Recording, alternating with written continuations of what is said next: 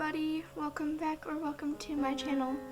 Today we are reading a Tamaki ex-bullied listener by Weeb Trash BNHA on Wattpad.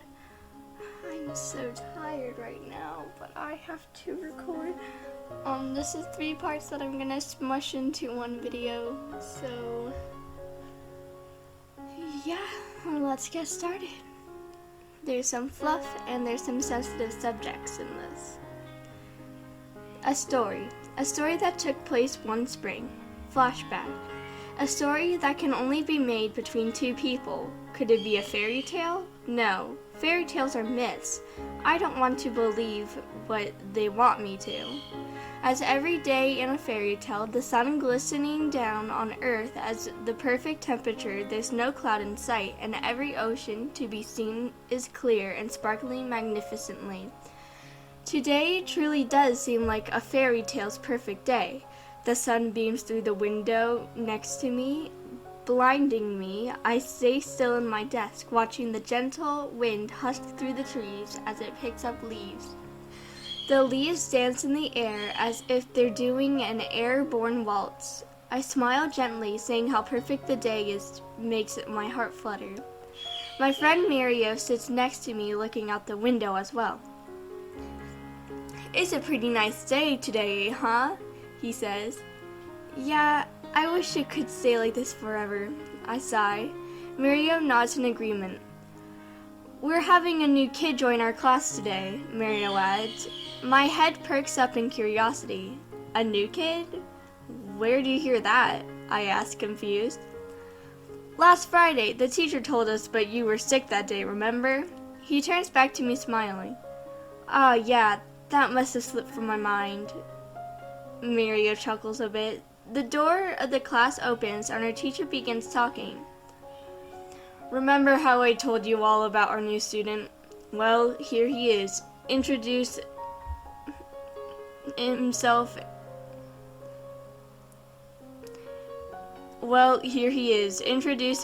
and I want Mayan and Maria to show him around the school. Mario and I turn to each other and smile. We don't usually get to do anything like this together because we talk all the time, but this is a pleasant surprise.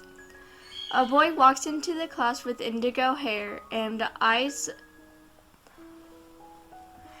and elf-like ears. He begins introducing himself, stuttering all the way through. He must be a very anxious person. After an hour, the bell rings for recess. The sound of students clattering fills the room as Mario and I head to Tamaki's desk to show him around the school. He has his arms crossed and his head resting on the desk. Yup, definitely someone with anxiety. Amajiki, it was kinda hard hearing what you were trying to say up there earlier. But were you trying to tell us that you like heroes? Is that it? 'Cause I like them too. They're so awesome, Mario exclaims, with his signature smile and thumbs up. Anyways, hello Amajiki, I'm Ryan. It's a pleasure to meet you. I hope we can be best friends, I say, giving him a comforting smile. His resting face changes into a fake smile. Well, we've got to show you around now, so follow us, I say, as Mario says as he gets up. We lead him out of the classroom and show him around. God, my bird is so loud. Sorry about that. Tamaki's POV. They're so bright and shining like the sun. Especially them. They seem so kind even without showing it. Physically, it's like every time she speaks or even every time they speak or even looks at me, I get instantly happier. Their smile is so much in one. It's like someone mixed every positive thing and it made them. Wait, what am I thinking? They don't like me in that way. Besides, we've only spoken for 10 minutes, and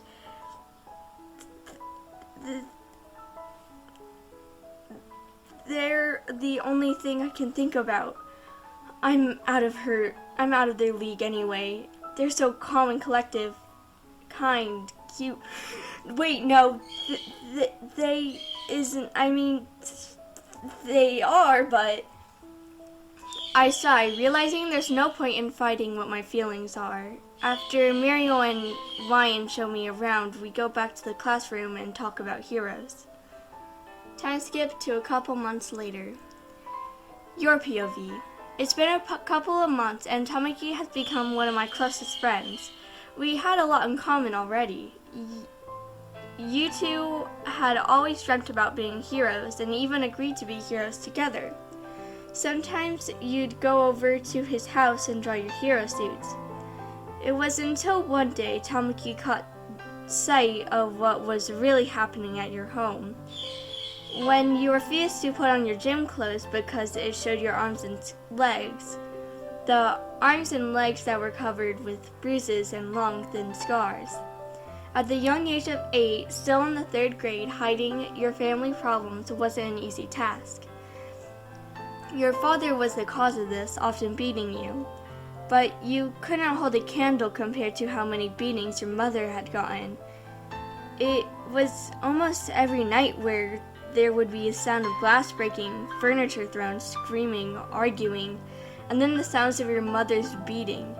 You'd often lock yourself in your room when the fighting would start again and stay as quiet as possible. The guilt for her was unbearable. You had gotten your quirk, but you can't control it well and can barely use it. There wasn't anything you could do. It was until one night when you woke up one morning and your father was at work early. You walked out to go to your bathroom when you heard your mom in there. She was talking to someone over the phone and had a gun to her head. Standing outside while peeking through, you stood there petrified. I can't do this anymore. I can't. I'm sorry, Ryan. Before you could stop her, the gun went off, blood splattering all over the opposite wall. After this, you got sent to live with your aunt. You had to say goodbye to your best friends and leave to the other city far away. Tears were definitely shed, but the hardest goodbye was definitely Tamaki's. He cried a lot. He looked up to you as a person and had a crush, so suddenly losing someone motivational to him made him go into slight depression. For the rest of the couple years, the drive to her house was a painful, agonizing trip, since you were leaving the house where your mother committed suicide right in front of you. After that, you went into a deep depression. You ate a lot less, took longer showers, just to cry more, got less sleep, started cutting, rarely left the house, and lost all confidence in yourself and others. You trusted nobody and rarely even talked. Part 2. Your POV. I was graduating middle school now, leaving my older friends and now moving on to try going to UA. I've trained my quirk and can lift over 1,000 tons. The entrance exams start in 2 days, and my aunt is allowing us to move back to my old town to try out for UA. We continue packing our things. I use my telekinesis to make the heavier objects easier to get out of the house. I walked over to my drawer where a picture of Mum sits. I smile sadly as I stare at the photo. It was the only photo where she looked truly happy. I was in the photo as well, but I was only 6 then. In the picture, my mom was holding me. Both of us were smiling brightly. Dad isn't in the photo, so that's a plus. Come on, Ryan, make sure you pack that photo carefully, okay? My aunt says, smiling to make me feel better. I nod and put the photo in a bag for the stuff we're bringing straight into the house. Our other furniture will take a bit longer after we finish packing. I throw my bag over and get into the car. My aunt starts the car, we pull out the driveway and start driving down the road. This is a long ride, so get some rest, I hear her say. I'll try, I nod and lean my head against the window. My eyes close and I slowly drift to sleep. Time skip, and your dad got arrested for all the ranges of abuse. YN, FN!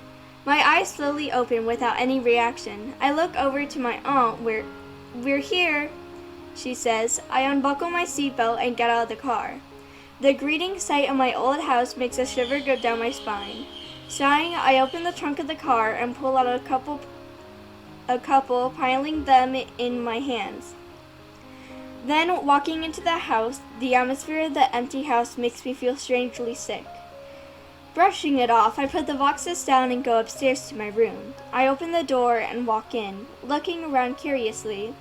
Every single little detail was the same. I drop the bag on my new bed and pull out the picture of my mom and put it on my bedside table.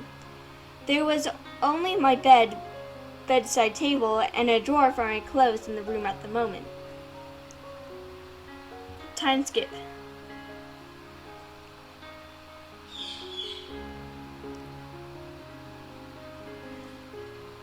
Set my heart on fire, don't stop us now. I visually slap my phone to turn off my alarm. Suddenly my heart begins beating, like I just saw Victor and Yuri kiss. The entrance exams, I scream in my head. I frantically pull off the sheets and sprint to the bathroom, half tripping over slamming the door closed. I take off my clothes quickly and trip into the shower. I turn the taps way too vigorously, making it scorching hot. But I just ignore this. Standing in the shower awkwardly after I finish the shower, I put on some random outfit, but stop in front of the mirror. My eyes furrow, seeing how the outfit looked terrible. After about 10 outfit changes, I started thinking about how I was ugly and nothing looked decent on me. I thought about how nothing looked good, how I made the clothes look bad, and how I'm just not good enough. Your POV. It was like the mirror was taunting you, calling you disgusting names about your own body. Maybe you should just ignore it? No. I'll get made fun of if I don't. Besides, trying to get noticed in the world where your existence isn't even thought of makes it 10 times harder being comfortable in your own skin. I think, as you just put on something that covers everything and didn't show off your curves. Putting on my shoes, I scoff my breakfast and sprint out the door to the direction of UA. The streets become speckled with students and couples. Couples holding hands, greeting each other, kissing, starting their own love lives. And mine? Love life? Never heard of it. Nobody has ever noticed me romantically at all, ever. Little did you know, somebody did years ago and still won't let it go. I sigh sadly and continue running to UA. I finally reach the gates, being greeted by the sight of a group of girls chatting and chewing on bubblegum as loudly as possible. Their hair was styled and frizzed up. Their makeup looked so heavily done. You could stick a pair of tweezers until it and pull off a 2-inch layer. And they're wearing overly revealing short shorts and crop tops. The weird sense of intimidation makes you slow down. They notice you and giggle for a moment. I frown as 2 of them walk up to me. I should have gum for this. I don't have gum though, and I can't chew gum. I'm going to have to stop you right there. This outfit is giving me a serious eyesore, one of them says in a disgusted tone. All I had on was an oversized jumper and a skirt underneath with thigh highs. I mean, come on, don't you have any curves? Or are you just a billboard down the street, flat and unnecessary? You stay silent as they continue insulting you.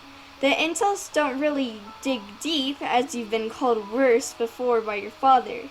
You were kind of numb to insults now, so you just walked past them. You feel their eyes glare at the back as you walk into the gates. Students chattering fills the atmosphere and makes it seem like a calming area, yet you feel slightly displeased still after that. Tamaki's POV. I follow Mirio into the UA gates, beginning to feel heavily nervous by so many people together in one place. Glancing around curiously, I notice a girl with hair-colored hair and eye-colored eyes. Do I know her? I stop in my tracks as I watch her as I messed up again. Okay. I noticed someone with hair-colored hair and eye-colored eyes. Do I know them? I stop in my tracks and I watch them walk across the gates and into the school. They look so sad. Time skip to after the entrance exams. You got accepted. Your POV. I walk through the halls of UA, hunting down my new classroom. Finally finding my new classroom, I hesitantly open the door and take a step in, closing it behind me. The room goes silent and everyone starts staring at me awkwardly. I try to avert my gaze from everyone and walk over to a desk and sit down. I sit next to the window, which has been my favorite seat. Gazing through the window, it brings back nostalgia of the first day back when I met Tamaki. A pain in my heart makes me feel like I should have forgotten something. I should have kept my mind every day. He was so sweet to me and such an amazing friend. Mirio's POV. I glance over to the hair-colored person who's staring out the window. Are they someone I know? I feel like I know them, but I can't put my finger on it. There's only one person who stares out the window that intently. But wait. No. That's not them. Are they? No, they moved away years ago, so it can't be them, can it? Nobody looks through a window with the same gaze and position. Nobody. So why are they suddenly back? Why'd they leave? They never explained, but never mind that. I need to know the truth. I get up and hesitantly walked to their desk. YN? I asked worriedly. They turned and looked at me. It's been a while, huh? I asked awkwardly, yet cheerfully. I need to calm down. Okay. Tamaki's POV. Who's Mirio talking to? Wait, it's the person from before. Does he know them? I glance over to Mirio, who is talking to the person from before. Your POV. How the heck does this guy know my name? Who is he anyways? How the heck am I supposed to react? My eyes start lifting an eyebrow up in confusion. How do you know who I am? I question suspiciously. The guy's eyes widen on what seems to be shock. His hands begin to tremble slightly, and I can't stop laughing. Okay, calm down. Calm down, Coffee, it's okay. His hands begin to tremble slightly, and his body becomes shaky. Taking a step back. It's really you! Oh my god! The voice says with excitement and worriness. I look up to him in pure confusion. What are you talking about? I ask again. He rushes over to his seat in front and spins it around and sits down in front of me. I move my seat slightly back to give him space, still oblivious to what the heck he is talking about.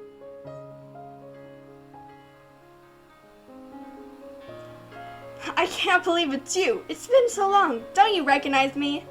I shake my head and put my head on the palm of my hand against the table.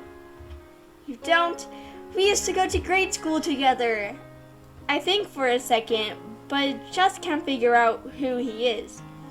Besides, so much happened in grade school, there's no wonder I don't know who he is. It's me, Mirio Togata, your best friend. He smiles brightly, standing up in his seat in surprise. No, I stand up in my seat in surprise and jump up and down, happy. Mirio? Oh my god. I wrap my arms around his neck over the table and jump with joy. Tears build up in my eyes, but I wipe them away. I've never been so happy in years. A wide smile spreads across my face. I let go of him and he smiles. You know, there's someone else that's been missing you since the 3rd grade, he says slyly, as he raises an eyebrow and smirks. What's with that look? I put my hand on my hip and look up curiously. He pulls out a random blindfold and tells me, why does he have a random blindfold? And tells me to follow him and leads me to the other side of the classroom. He tells me to stop at some point and tells me to look down once he takes off my blindfold. I hear him untying the fabric and I look down. Tamaki? Tears begin forming in my eyes as the elf boy stands up in shock, shaking. His eyes focus on mine as he takes a step back. I run around the desk and hug him tightly. His body tenses up but stays completely silent. I flinch as I suddenly feel his arm shakily wrap around my waist, almost touching my ass. My face heats up as he reluctantly moves his arms up. We part from the hug and just smile. He blushes as we just giggle awkwardly. Wow, it's actually you. I missed you. I fidget nervously as I blush while looking at the ground. He's gotten very cute since I left. My thoughts run wild as I look up at him. His ears are still as cute and pointed as ever. His hair is still the same messy indigo hair, and his eyes are still indigo and shining as before. Oh, look who it is. The walking, talking, depression, and billboard. Fuck, I hate them so much. I'm trying so hard to keep my composure. Okay, thank you. Your POV. Both you and Tamaki look over to the door to see the 2 girls from before. They have their hands on their hips with a smug look. Tamaki looks back to me. Billboard? He asked questioningly. That's her nickname, because she's a billboard. Flat and unnecessary. Because she has literally no curves. One of the girls explained shamelessly. I just stare at her bluntly with no reaction. Well, does that even matter? Mirio asked, smiling nervously. Well, obviously. If a girl has no curves, she's never going to get a man. And by the looks of it, this dear billboard over here will die sad and alone, she says, giggling. Tamaki, am I gonna die sad and alone? Am I gonna get a man? I turn and ask like a dunce. He just looks at me and scratches the back of his neck nervously. Oh, Tamaki, sweetie, don't listen to her. Seriously, you can do so much better. Like maybe us? The girl said in a disgustingly seductive tone. She even did the cliche batting of the eyelashes and the hair twirl. Tamaki shivered, obviously extremely uncomfortable by her bad attempt at what she calls flirting. No, thank you, Tamaki mutters. The girl's seductively smile drops to an angry scowl. Oh, so that's how it is, huh? It's because of her, isn't it? You like her, don't you? The girl screams angrily. Her teeth grit as the other one just stares at us angrily. Don't pull Tamaki into this, I mumble under my breath as I feel my blood boil. I attempt to contain my anger, balling my hand into white knuckle fists. What did you say? The girl says, purposely stuttering. I said, don't bring Tamaki into your shit. Seriously, are you this defenseless or do you just not have any friends? I yell. The other girl glances up at her. Jessica, let's go. She says, Jessica? Wait, I know you. Aren't you the one who had a threesome? How do I know this? Wait a minute. Jessica? I know you. Aren't you the one who had a threesome with Eric and some other girl? I ask in realization. The other girl looks up in shock at Jessica. Jessica's mouth jaw opens in shock as she turns to the other girl. You had a threesome with my boyfriend Eric? She stares at Jessica in shock and sadness. I was going to tell you, she lies. Both Tamaki and I look at each other awkwardly while the two girls start fighting. Do you want to leave?